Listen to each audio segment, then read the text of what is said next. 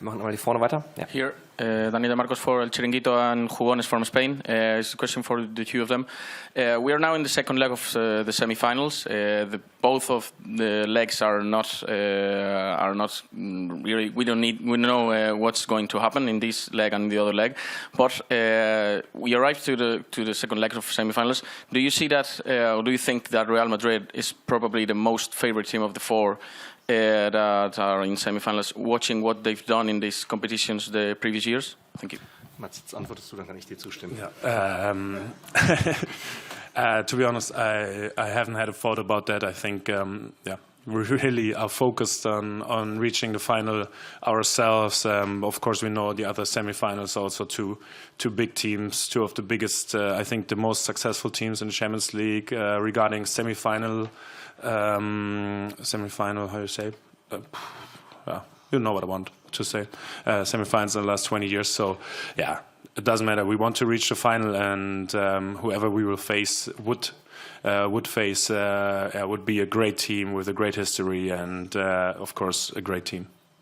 Question for Mats about Julian Ryerson. Emre Can last week described him as a pit bull, and your coach has said this. He's a underrated player. Can you give us an insight in your thoughts about him as a player and as a person, please? I totally agree. He's a great defender. I love to play next to him because, he puts everything on the pitch for the team. He did great jobs in the first game against PSG. He did a great job in Eindhoven against their wingers. So you can always rely on him. And and added to that, I think he's a really great guy. Very good sense of humor. I hope I can say this, like a kind of dark sense of humor sometimes, but I like that a lot. So we get along really well. I like him as a person, and I love him as a player, and love to play next to him because he's a defender. You know, he wants to defend. He loves to defend. He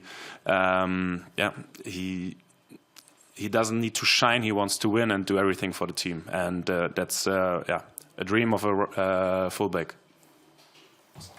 Hi, Edin. Craig Hope from the Daily Mail.